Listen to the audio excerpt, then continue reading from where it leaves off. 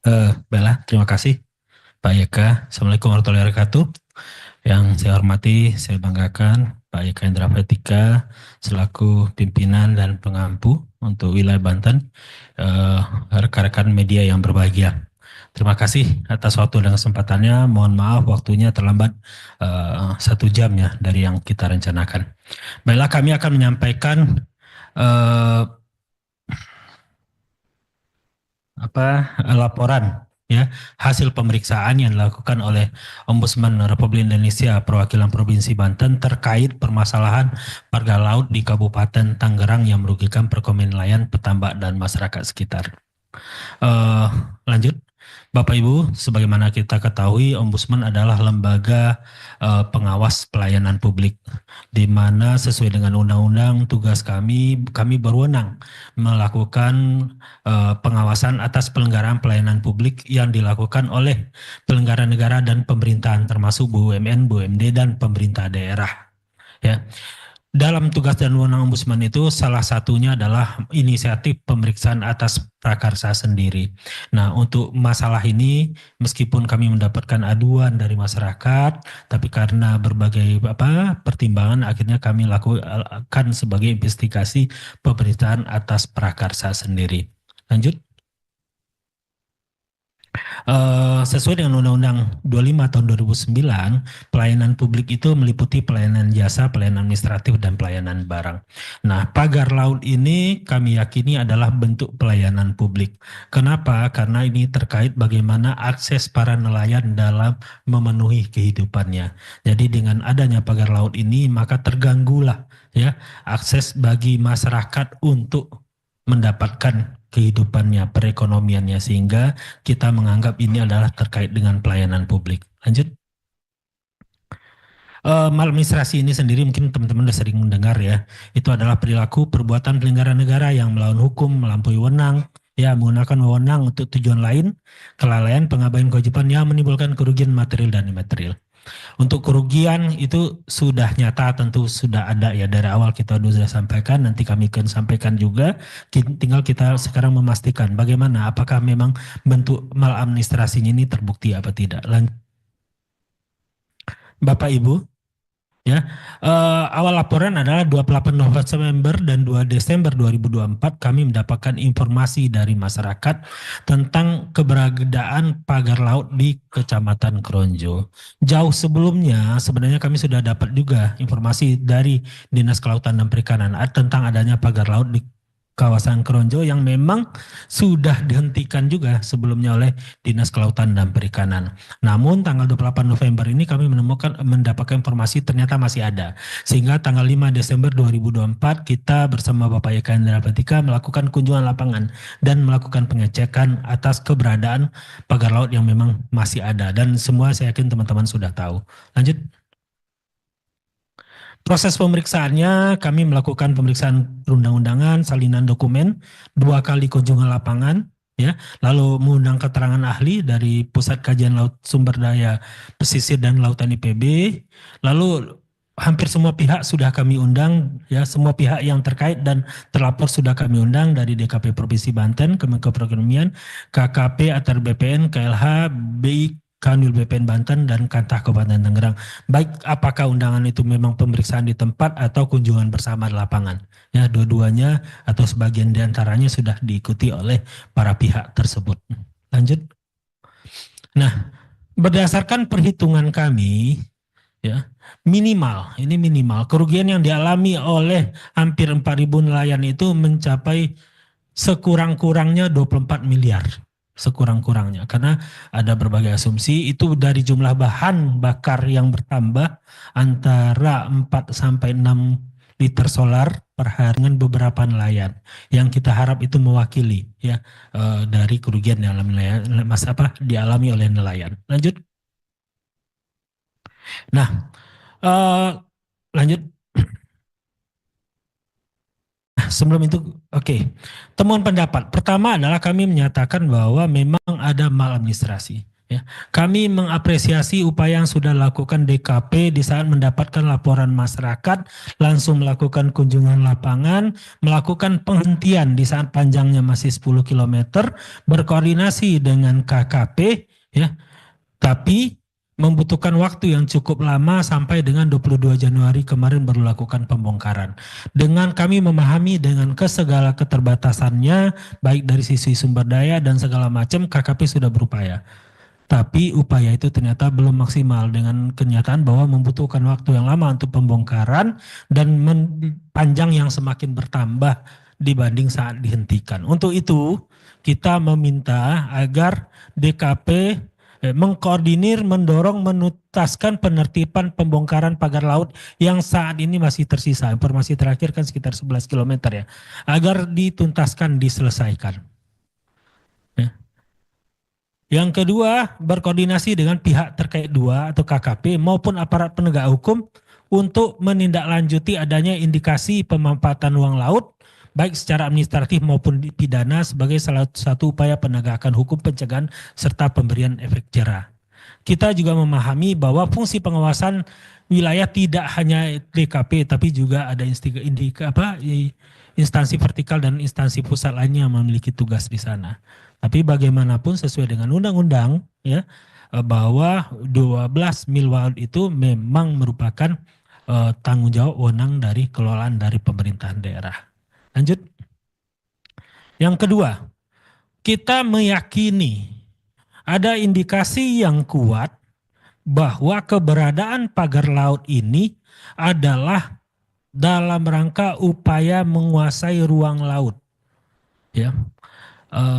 Adanya dokumen yang menunjukkan adanya permintaan atau upaya penguasaan ruang laut di mana 370 hektar awalnya diajukan di daerah Kohod yang sebagian sudah terbit atau seluruhnya sudah terbit. Kami tidak bisa membandingkan dengan 263 bidang yang sudah terbit dan 50 yang sudah dicabut.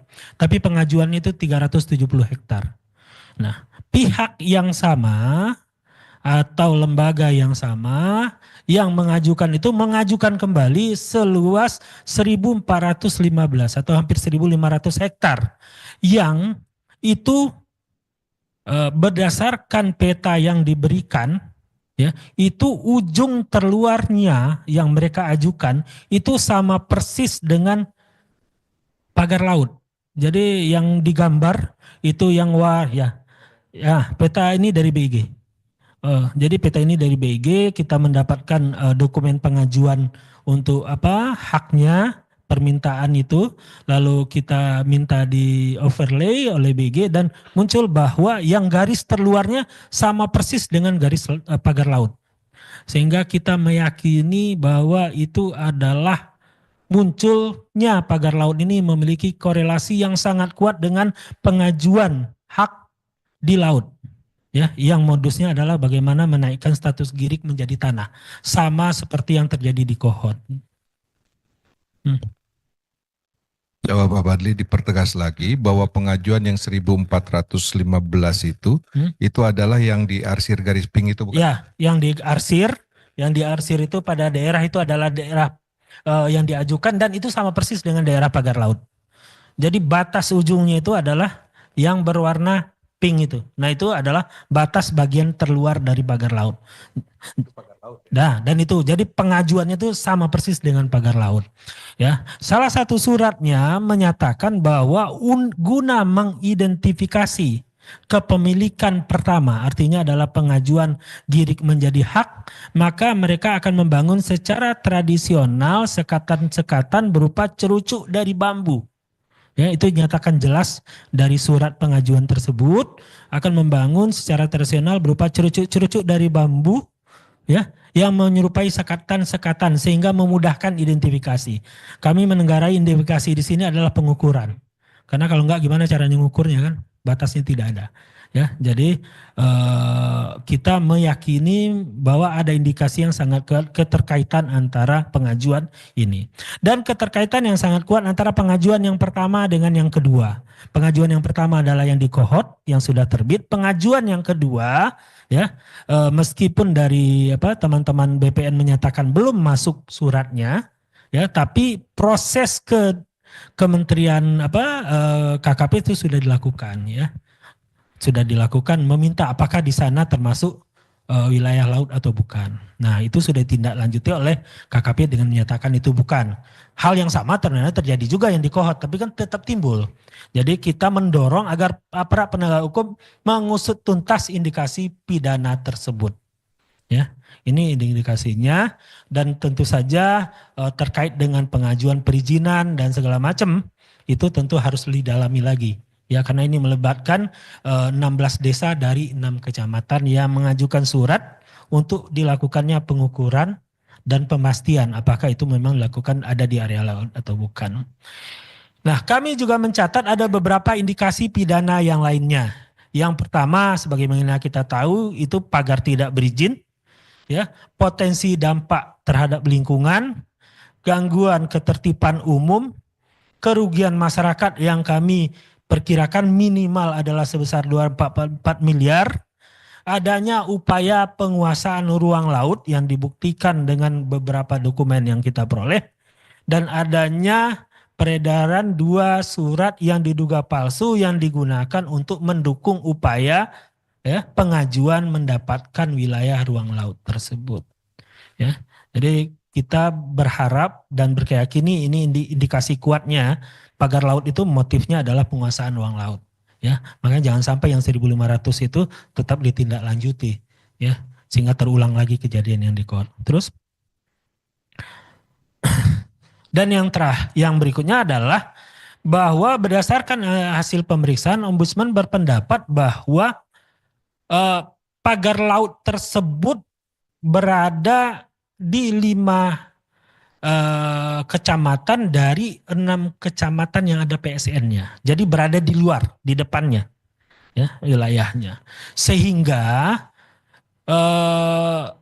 PSN, pagar laut, dan PIK menjadi satu isu yang berkelindan, bercampur baur. Nah, kita mendapatkan pengakuan dari nelayan, dari masyarakat di saat kita bicara ini pagar, mereka berkeyakinan ini semua berkaitan. Kenapa? Karena kami melihat ada ketidakjelasan, kesimpang siuran informasi di masyarakat. Untuk itu kita mendorong bahwa perlu dilakukan evaluasi terhadap PSN-nya, khususnya terkait dengan, ya, kejelasan informasi, bahkan sampai sekarang lokasinya dimanapun itu masih jadi perbincangan. Sehingga di awal itu selalu jadi pertanyaan, ini pagar laut ada di PSN atau bukan? Karena nggak jelas, ya, di masyarakat PSN-nya ada di mana. Ya. Karena dampak berkelindannya informasi yang tidak jelas, akhirnya dimanfaatkan oleh oknum-oknum yang tidak bertanggung jawab, yang memuluskan, ya, apapun upaya-upaya yang tidak sesuai dengan semestinya yang berada di sekitar wilayah tersebut. Ya. Sehingga kita mendorong perlunya evaluasi terhadap PSN serta upaya untuk menyampaikan secara jelas kepada publik informasi yang lengkap, ya, sehingga tidak terjadi lagi penyalahgunaan yang akhirnya, ya, membuat entitas PSN itu menjadi negatif, ya, kesannya menjadi negatif, tidak sesuai tentu saja semestinya proyek pemerintah sebagaimana mestinya. Oke. Demikian ada 3 hal utama yang ingin kami sampaikan.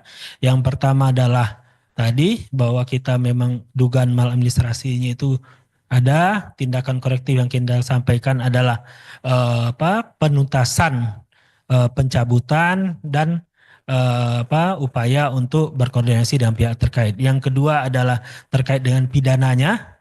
Ya, kita minta para penegak hukum untuk segera mungkin masuk dan membuktikan bahwa ada indikasi pidana, khususnya terkait dengan status tanah, di mana kami meyakini ada keterkaitan yang sangat kuat antara pagar laut dengan upaya penguasaan ruang laut, ya, di mana ada 2 kali upaya. Upaya yang pertama adalah 370 hektar yang berhasil menjadi 263 bidang SHGB yang saat ini 50 sudah dicabut, dan ada upaya 1.400-an, hampir 1.500 hektar lagi pada lokasi yang berhimpitan dengan pagar laut. Dan yang terakhir, kita melihat bahwa di lapangan ini semua sudah berkelindan, ya, bercampur aduk antara PSN, PIK 2 dan pagar laut. Untuk itu kita minta agar itu dievaluasi, memberikan kejelasan kepada masyarakat.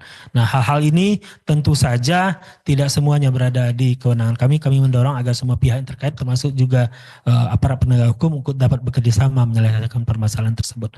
Demikian saja. Wabillahi taufiq wal hidayah. Assalamualaikum warahmatullahi wabarakatuh. Tes, oke. Ini investigasi ini dimulai tanggal berapa? 19 Desember. Berarti sekarang tanggal berapa? Pak, 3 ya? 3, lupa waktu. 3 Februari. Berapa hari kerja ini berarti dituntaskan? Ya. 1 bulan hari kerja kelihatannya ya. 1 bulan hari kerja diselesaikan. Dan ini waktu yang sangat singkat di tengah-tengah harapan masyarakat yang cukup besar terhadap penuntasan kasus ini.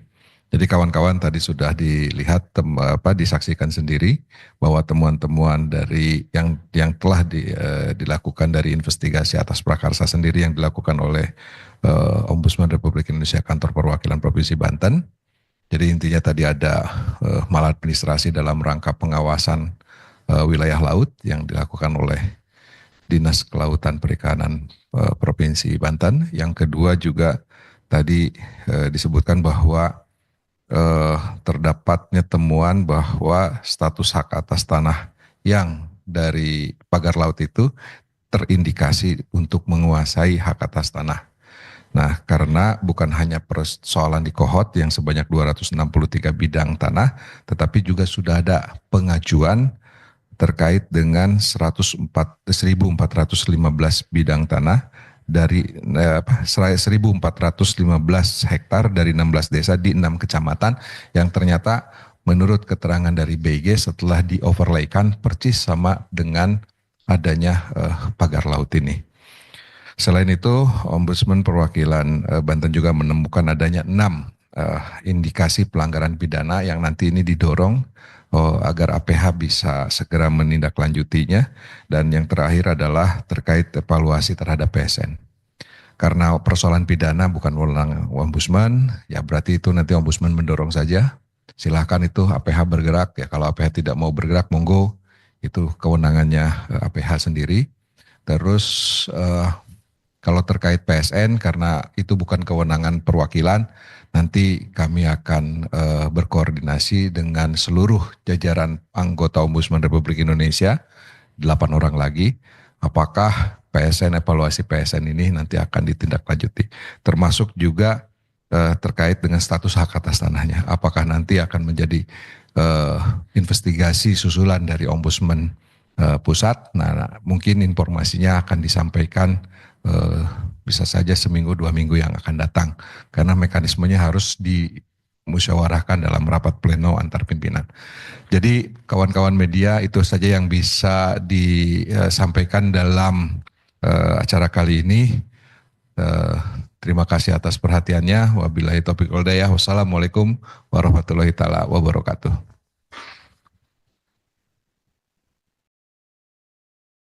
Jawab cukup. Ya, masih ada yang harus. Jangan yang susah-susah, jangan yang nyudut-nyudutin. Ya, ya baik. Mungkin bagi untuk sesi pertama untuk 3 penanya dulu, mohon sebutkan nama dan medianya dari mana, Pak? Oh ya, baik. Saya Fadil dari Kumparan. Mohon izin tanya Pak YK dan Pak Fadli. Tadi dipaparkan bahwasannya dari pihak Ombudsman sudah melakukan pemeriksaan kepada para pihak. Dan tadi dipaparkan ada beberapa tapi tidak ada terlihat atau mungkin tidak ada dipaparkan bahwasannya ada melakukan pemeriksaan terhadap kepala desa yang berada di kawasan pagar laut itu. Apakah memang Ombudsman tidak melakukan pemeriksaan terhadap? Langsung jawab saja.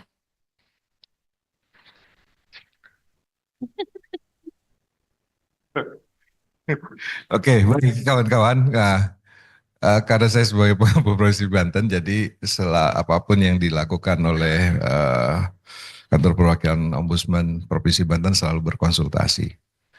Dan memang kami tidak sampai masuk ke arah sana. Jadi kami tidak melakukan pemeriksaan terhadap Kepala Desa Kohot. Mengapa demikian?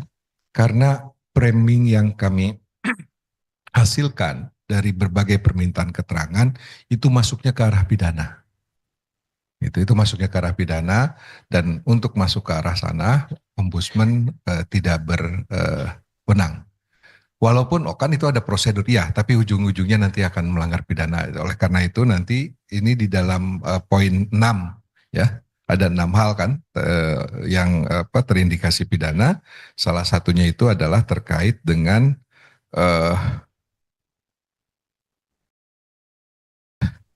yang mana? Terkait dengan upaya penguasaan ruang laut. Ya, jadi ada poin yang kelima terkait upaya penguasaan ruang laut, dan ini kami melihat itu adanya potensinya pidana. Nah, karena ini potensinya pidana, kalau nanti ombudsman dipaksakan mengusut itu, wah itu sudah melanggar kewenangan gitu ya. Jadi ombudsman tidak masuk ke area situ. Itu ya. Terima kasih. Monggo yang lainnya. Ada lagi tambahan nggak? Nah, kalau ada tambahan monggo silakan. Terima kasih Pak Eka. Iya, satu memang itu. Yang kedua, sekali lagi fokus kita kan masih awalnya adalah pagar laut.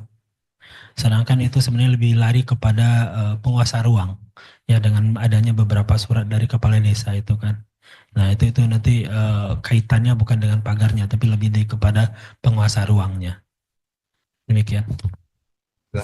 Terima kasih. Ya, Assalamualaikum Pak Yeka. Jihan Pak dari Tempo. Pak, tadi menegaskan saja soal, tadi kan ada maladministrasi gitu Pak ya, dari pihak KKP Banten lah. Itu yang dimaksud murni kelalaian pengawasan atau bagaimana? Terus yang kedua, dari Ombudsman sendiri, apakah mengetahui siapa sih yang masang pagar seluas 30 km itu? Yang ketiga, dari 1.500 upaya pengajuan tadi, itu masih di tahap bertanya ke KKP Banten, apakah itu dulunya wilayah Girik atau bagaimana? Terus siapa yang berupaya mengajukan tadi, yang sekitar 1.500? Oh, serius ini Pak, terima kasih. 3 tadi ya. Saya kalau banyak begini saya suka lupa. Nomor 1 dulu apa? Oh ya, oke. Ya, oke. Terkait DKP. Pertama adalah sesuai dengan undang-undang pemerintahan daerah ya. Wilayah 12 mil itu adalah wewenang pemerintah daerah. Yang kedua sesuai dengan peraturan tentang SOTK itu penanggung jawabnya adalah Dinas Kelautan dan Perikanan. Nah, kita melihat bahwa memang fungsi pengawasan adalah bagian dari fungsi dari Dinas Kelautan dan Perikanan. Kita menyadari ya di saat DKP menerima informasi ini sudah melakukan upaya, dan kami mengapresiasi itu juga, gitu ya. Namun kan sampai dengan selesainya, bahkan sampai sekarang kan belum selesai ya. Itu permasalahan pagar ini dari awal aduan sampai hari ini yang jelas jumlahnya bertambah, waktunya cukup panjang. Dari sudut itu makanya kita melihat bahwa masih perlu ya adanya maladministrasi di sana, karena memang butuh waktu dan itu memang tanggung jawab mereka. Yang kedua adalah informasi ini dengan didapatkan dari masyarakat ya. Jadi sedangkan pengawasan itu memang adalah tanggung jawab dari DKP, salah satu di antaranya. Nah, ada fungsi KKP di sana, ya tentu saja. Mungkin ada juga tugas dari instansi lain yang juga bertanggung jawab melakukan pengawasan.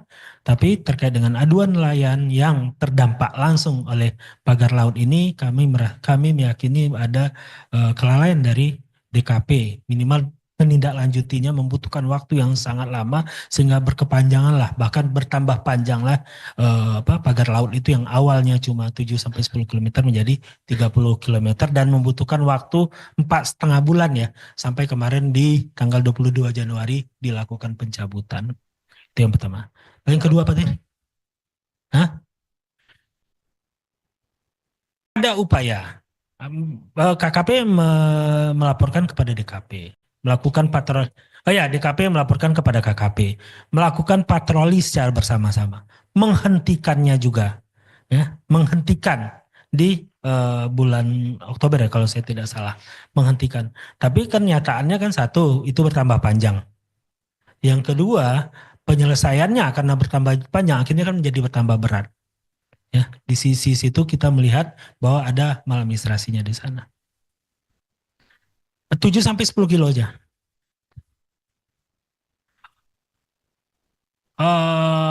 Kita tidak bisa menyatakan apa. Yang jelas ada upaya sudah, tapi tidak maksimal sehingga sampai sekarang akhirnya menjadi membutuhkan waktu yang sangat lama. Kita pahami Mbak ya, itu tidak sama dengan di darat ya, yang bisa di stop lalu ditaruh satu orang pengawas di sana gitu ya, 24 jam atau. Ini kan di laut ya, bisa dipasang di mana saja, sehingga memang pengawasan di laut ini membutuhkan peran peserta dari semua pihak. Tapi penanggung jawabnya sesuai dengan undang-undang ya, terkait dengan ini tentu saja adalah DKP. Ya, nomor 2 terkait. Nah. Oh ya, sekali lagi fokus kami adalah terkait dengan pelayanan publiknya. Ya, Ombudsman fokusnya adalah pelayanan publiknya. Sehingga dari sisi ini sebenarnya fokus kita adalah satu, bagaimana pagar itu cepat dicabut sehingga masyarakat dapat melaksanakan tugas dan fungsi yang baik. Yang kedua, bagaimana peran dari penyelenggara negara dalam melaksanakan tugas dan kewajibannya. Nah, kita menemukan indikasi ya, dan semua dokumen-dokumen tersebut sudah kita serahkan juga, termasuk pertimbangan-pertimbangan itu sudah kita sampaikan juga kepada teman-teman dari DKP dan KKP ya, PSDK ya, ya pengawas. Nah, tinggal ditindaklanjuti. Ya tentu saja mereka punya mekanisme tersendiri ya terkait dengan itu. Tapi indikasi tersebut telah kami sampaikan bahwa ada indikasi yang sangat kuat dengan ini, ada pengajuan ini, ada dokumen begini-begini. Nah, silakan ditindaklanjuti. Ya, itu bukan lagi ranahnya Ombudsman untuk menindaklanjuti. Ya, indikasinya ada upaya pengajuan di wilayah pagar laut yang di overlay itu sangat mirip, yang suratnya juga menyatakan akan membangun ya bangunan tradisional berupa cerucuk gitu kan. Nah, kan itu udah jelas itu di situ. Ya tinggal untuk mereka tindak lanjuti saja. Ya. Apa tadi yang ketiga?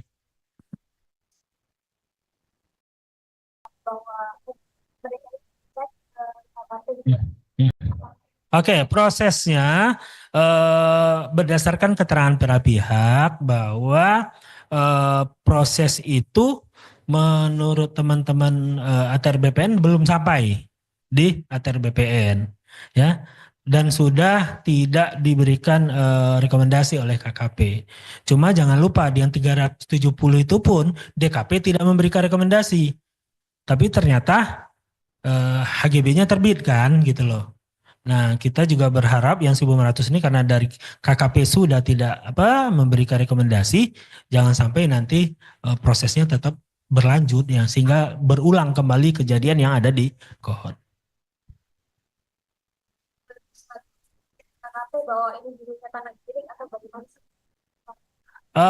Ya, ingin mereka menyampaikan bahwa ini dulu adalah girik, ada dengan segala pertimbangan macam-macam ya.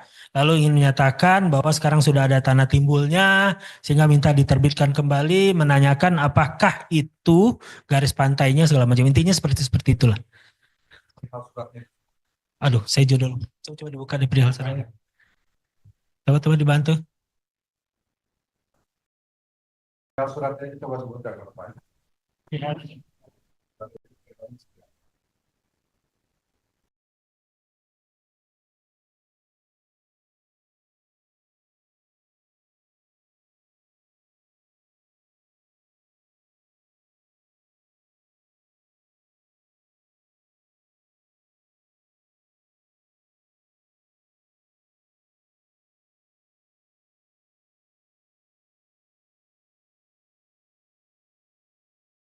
Permohonan informasi batas administrasi wilayah.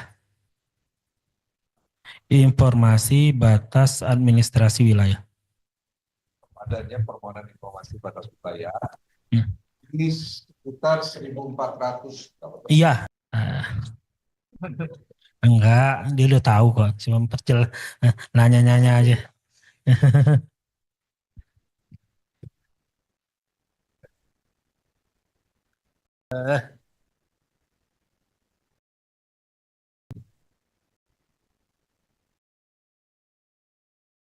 Law firm Septian Wicaksono dan partner. Septian Wicaksono dan partner. Septian Wicaksono dan partner. Jadi sudah ada upaya untuk mengarah dan yang di 1415 hektar itu sama dengan wilayah pagar laut ya. Itu baru dugaan ya, dugaan adanya. Jadi pemagaran laut itu mau buat apa sih di pagar laut? Nah, kami menduga bahwa pemagaran laut itu ada hubungannya dengan status hak atas tanah di sekitar itu. Nah, buktinya salah satu itu. Satu lagi surat permohonan arahan dari PT Solisindo Teknik Indonesia. Ya, Solisindo Teknik Indonesia.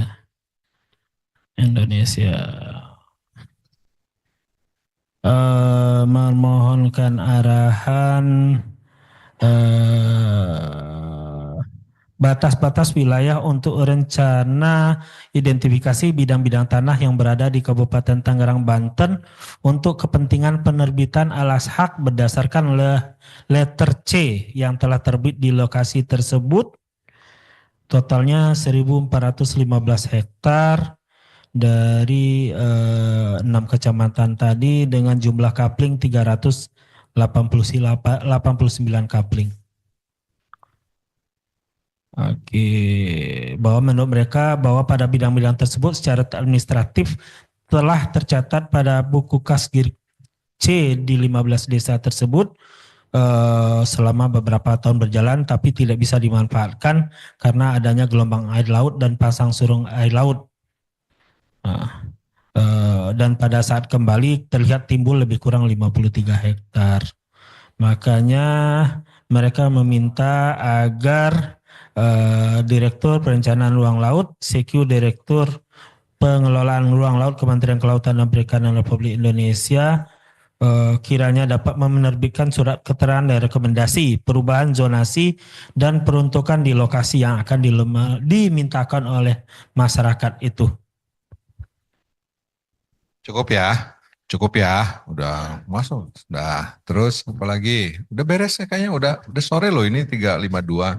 Saatnya pulang. Izin Bapak-Bapak sekalian, Edwin dari Kompas TV, mungkin ada beberapa hal. Yang pertama terkait dengan tenggat. Tadi disebutkan 1-2 minggu untuk keputusan apakah investigasi akan dilanjutkan lagi setelah itu. Nah, itu ada tenggat gak yang diberikan kepada DKP kalau dalam konteks ini gitu. Lalu yang kedua, akankah nantinya ada dinas lain yang kita tahu ada dinas pertanahan di sana yang mungkin juga memunculkan indikasi gitu, dapat begitu banyak laporan. Mungkin 2 itu dulu Bapak. Terima kasih. Baik, yang jelas kalau perihal tindakan korektif dari Ombudsman itu diberi waktu 30 hari untuk melaksanakan. Nah 30 hari itu adalah bisa dalam bentuk perencanaan, bisa nanti dalam bentuk pelaksanaan. Artinya memang bahwa Ombudsman mendorong agar pembongkaran pagar laut itu betul-betul tuntas. Nah yang kedua, apakah ini akan ada investigasi susulan? Yang jelas pasti akan ada investigasi susulan. Ya. Yang pertama tentunya Ombudsman Pusat akan mempertimbangkan hasil dari hasil dari investigasi yang dilakukan oleh kantor perwakilan Banten ini. Nah, namun apa nanti akan ditindaklanjuti? Tentunya saya nggak bisa bicara sekarang karena ada mekanismenya di internal dulu agar ini bisa disampaikan nanti ke publik. Dan mudah-mudahan apapun itu semoga ini mendorong terhadap perintah Presiden untuk mengusut persoalan ini setuntas-tuntasnya. Nah, tentunya di Ombudsman ini, di kami ini ada bidang-bidangnya nanti. Siapa, apakah ini nanti yang akan mengampu persoalan ini adalah yang di sektor kelautan atau di sektor pertanahan. Nah, ini nanti tentunya yang akan ditindaklanjuti lebih dalam lagi. Kan yang jelas hasil dari investigasi oleh kantor perwakilan Ombudsman Provinsi Banten ini merupakan menjadikan masukan kepada kantor pusat untuk menindaklanjuti di kemudian hari. Namun demikian, hal ini juga tidak menutup kemungkinan persoalan-persoalan lokus yang memang ada di Provinsi Banten bisa juga ditindaklanjuti. Misalnya terkait status hak atas tanah di Desa Kohot. Itu bisa juga gitu ya ditindaklanjuti. Tentunya ini harus ada koordinasi. Yang jelas kemarin kan posisi ombudsman hanya agar pagar laut itu dibongkar agar lain bisa bekerja. Itu dulu lah dorongannya. Nah yang kedua ini tentunya dalam rangka proses pengusutan. Begitu. Oke. Cukup ya? Cukup? Cukup. Ya. Oh boleh. Udah siang.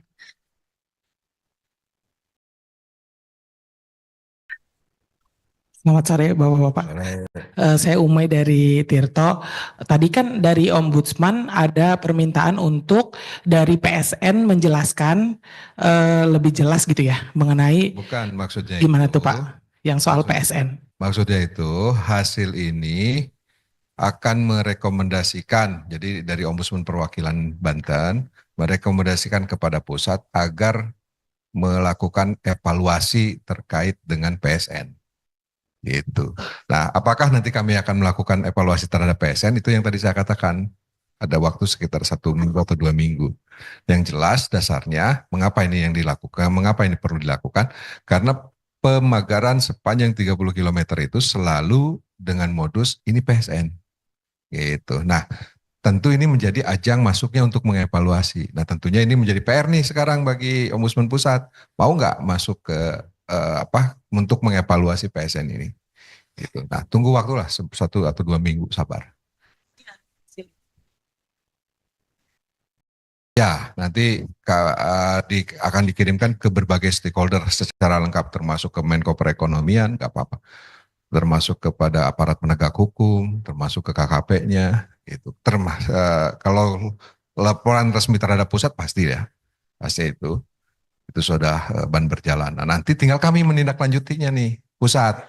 Nah, Banten kan sudah leading cepat untuk merespon terhadap permasalahan ini. Nah, tinggal nanti Ombudsman Pusat apakah mau cepat juga membantu dalam proses pengusutan dengan tadi penekanannya untuk melihat terkait proses hak atas tanah itu. Apakah betul ada penguasaan seperti itu? Nah, prosedur mana yang dilanggar dan juga terkait evaluasi PSN-nya.